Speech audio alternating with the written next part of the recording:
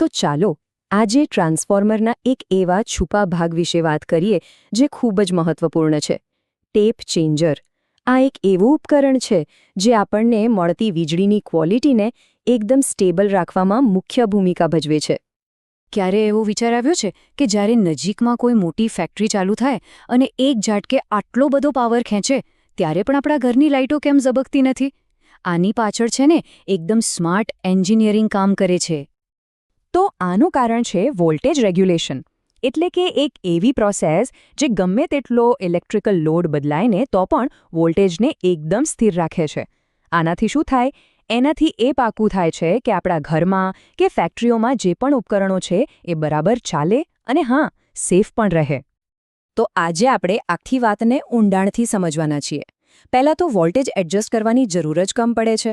પછી tap changer આનો શું સોલ્યુશન લાવે છે, ઓન લોડ અને ઓફ લોડ વચ્ચે શું ફરક છે એ પણ જોઈશું. અને હા, ઓન લોડ સ્વિચિંગની જે આખી પ્રોસેસ છે એ કેવી રીતે કામ કરે છે. છેલ્લે આ મિકેનિઝમ હાઈ વોલ્ટેજ સાઇડ પર જ કેમ હોય એની વાત કરીશું અને આખા ટોપિકના મેઇન પોઇન્ટ્સ જોઈ લઈશું. તો ચાલો સીધા પહેલા સેક્શન પર આવીએ. વોલ્ટેજને એડજસ્ટ કરવાની જરૂર કેમ છે? અને આની પાછળનું મુખ્ય કારણ છે વોલ્ટેજ ડ્રોપ. જુઓ, જ્યારે પાવર સ્ટેશનથી વીજળી નીકળીને આપણા ઘર સુધી પહોંચે ત્યારે એને લાંબો રસ્તો કાપવો પડે છે. આ મુસાફરીમાં વાયરના રેઝિસ્ટન્સ એટલે કે અવરોધને કારણે એનું વોલ્ટેજ ધીમે ધીમે ઘટતું જાય છે. બસ આને જ કહેવાય વોલ્ટેજ ડ્રોપ. અને જો આપણા સુધી પૂરતું વોલ્ટેજ ના પહોંચે તો પછી આપણા ઉપકરણો બરાબર કામ કઈ રીતે કરે? તો પછી આ વોલ્ટેજ ડ્રોપની સમસ્યાનું સોલ્યુશન શું? જવાબ છે ટેપ ચેન્જર. ચાલો સમજીએ કે આ વાઇન્ડિંગના ટર્ન્સને એડજસ્ટ કરીને વોલ્ટેજને કંટ્રોલ કરે કેવી રીતે છે. આની પાછળનો જે બેઝિક પ્રિન્સિપલ છે ને એ એકદમ સિમ્પલ છે. કોઈપણ ટ્રાન્સફોર્મરનું આઉટપુટ વોલ્ટેજ એના વાઇન્ડિંગમાં કેટલા ટર્ન્સ એટલે કે આંટા છે એના પર ડિપેન્ડ કરે છે. એટલે સીધી વાત, જેટલા આંટા વધારે એટલું વોલ્ટેજ વધારે. અને બસ અહીં જ ટેપ ચેન્જરનો રોલ શરૂ થાય છે. આ છે ને ટ્રાન્સફોર્મરની અંદર એક એવી મિકેનિઝમ છે જે વાઇન્ડિંગ પર અલગ અલગ પોઇન્ટ્સ, જેને ટેપ્સ કહેવાય, એની સાથે જોડાઈને ટર્ન્સ રેશિયો જ બદલી નાખે છે. અને આ ફેરફારથી એ જરૂર પ્રમાણે આઉટપુટ વોલ્ટેજને ઉપર નીચે કરી શકે છે. સારું, તો ટેપ ચેન્જરના મેઇનલી બે પ્રકાર હોય છે અને બંને અલગ અલગ સિચ્યુએશન માટે બનેલા છે. એક છે ઓન લોડ અને બીજો છે ઓફ લોડ. તો અહીંયા બે ભાગમાં વાત છે. એક છે ઓફ લોડ ટેપ ચેન્જર. આ ત્યારે જ કામ કરે જ્યારે ટ્રાન્સફોર્મર બંધ હોય, મતલબ કે ડી એનર્જાઇઝ્ડ હોય. એકદમ સિમ્પલ મિકેનિકલ સ્વિચ જેવું. હવે બીજી બાજુ છે ઓન લોડ ટેપ ચેન્જર. આની ખાસિયત એ છે કે એ ટ્રાન્સફોર્મર ચાલુ હોય ને લોડ સપ્લાય કરતું હોય ત્યારે પણ ટેપ બદલી શકે છે. આ થોડી કોમ્પ્લેક્સ મિકેનિઝમ છે જેમાં સ્પાર્કિંગ રોકવા માટે ખાસ રેઝિસ્ટરનો ઉપયોગ થાય છે. જ્યાં પાવરની ડિમાન્ડ સતત બદલાતી રહેતી હોય ત્યાં આ બહુ જ જરૂરી છે. હવે આવે છે સૌથી ઇન્ટરેસ્ટિંગ પાર્ટ, ઓનલોડ સ્વિચિંગની આખી પ્રોસેસ. એટલે કે જ્યારે બધું ચાલુ હોય, પાવરનું પ્રેશર હોય, ત્યારે આ ટેપ બદલાય છે કેવી રીતે? પણ સવાલ એ થાય કે આટલા હાઈ પાવર કનેક્શનને બંધ કર્યા વગર કે પછી કોઈ મોટો સ્પાર્ક કે શોર્ટ સર્કિટ થયા વગર બદલી શકાય કઈ રીતે? આ ખરેખર એક બહુ મોટી એન્જિનિયરિંગ ચેલેન્જ છે. આનો જવાબ છે ને એકદમ કાળજીથી ડિઝાઇન કરેલી સ્વિચિંગ સિક્વન્સમાં છુપાયેલો છે. આમાં મેઇન 5 સ્ટેપ હોય છે. પહેલું નોર્મલ ઓપરેશન, પછી કનેક્શનને જોડવાનું, એ પછી કરંટને ટ્રાન્સફર કરવાનો, જૂના ટેપને અલગ કરવાનું અને છેલ્લે નવા ટેપને સિક્યોર કરવાનું. ચાલો આને હવે ડિટેલમાં સમજીએ.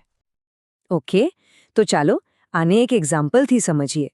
ધારો કે ટેપ 4 થી ટેપ 3 પર જવું છે, જેથી વોલ્ટેજ વધારી શકાય. શરૂઆતમાં શું થાય?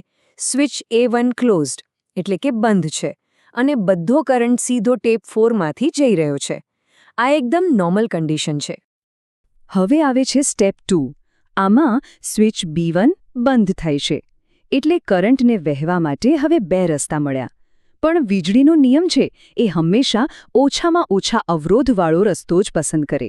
એટલે મોટાભાગનો કરંટ હજી પણ A1 વાળા રસ્તેથી જ જાય છે, કારણ કે ત્યાં રેઝિસ્ટન્સ ઓછું છે. અને આ પછી તરત જ સ્ટેપ 3માં સ્વિચ A1 ઓપન થાય છે. આ સૌથી ક્રિટિકલ મોમેન્ટ છે. હવે કરંટ પાસે બીજો કોઈ રસ્તો નથી, એને રેઝિસ્ટર R1માંથી જવું જ પડે છે. આ રેઝિસ્ટર છે ને એ વીજળી માટે એક સ્પીડ બમ્પ જેવું કામ કરે છે. એ કરંટના ફ્લોને કંટ્રોલ કરે છે જેથી શોર્ટ સર્કિટ ના થાય. અને આ બધું સર્કિટને ચાલુ રાખીને. હવે ચોથા સ્ટેપમાં સિલેક્ટર નવા ટેપ એટલે કે ટેપ 3 સાથે કનેક્ટ થાય છે અને સ્વિચ B2 પણ બંધ થાય છે. એટલે એક ક્ષણ માટે કરંટ R1 અને R2 રેઝિસ્ટર દ્વારા બંને ટેપમાંથી વહે છે. આખી પ્રોસેસનો આ સૌથી સ્માર્ટ પાર્ટ છે. આનાથી એ પાક્કું થાય છે કે પાવર સપ્લાય 1 સેકન્ડ માટે પણ અટકે નહીં. અને હવે છેલ્લું સ્ટેપ, જૂના ટેપ 4 સાથેના કનેક્શન એટલે કે B1 અને A1 ડિસ્કનેક્ટ થઈ જાય છે. હવે સ્વિચ A2 બંધ થાય છે જે રેઝિસ્ટર R2ને બાયપાસ કરી દે છે. આનો મતલબ એ થયો કે હવે કરંટ નવા ટેપ 3 પરથી કોઈ પણ અવરોધ વગર સીધો વહેવા લાગે છે. અને લો ટેપ ચેન્જ થઈ ગયું અને એ પણ પાવર સપ્લાય બંધ કર્યા વગર. તો જોયું, આખી પ્રોસેસ કેટલી જટિલ અને સ્માર્ટ છે. પણ એક સવાલ મનમાં જરૂર આવે કે આ આખું મિકેનિઝમ હંમેશા હાઈ વોલ્ટેજ એટલે કે HV સાઇડ પર જ કેમ લગાવવામાં આવે છે? આની પાછળ પણ કેટલાક ખાસ એન્જિનિયરિંગ કારણો છે. આના મુખ્ય 3 કારણો છે. પહેલું, વધારે સારો વોલ્ટેજ કંટ્રોલ. જુઓ, HV વાઇન્ડિંગમાં ટર્ન્સ વધારે હોય એટલે દરેક ટેપ પર એકદમ ચોકસાઈથી નાના ફેરફાર કરી શકાય. બીજું કારણ છે ઓછો કરંટ. આપણને ખબર છે કે જ્યાં વોલ્ટેજ હાઈ હોય ત્યાં કરંટ ઓછો હોય અને ઓછા કરંટ પર સ્વિચિંગ કરવું ઘણું સહેલું અને સેફ બની જાય છે.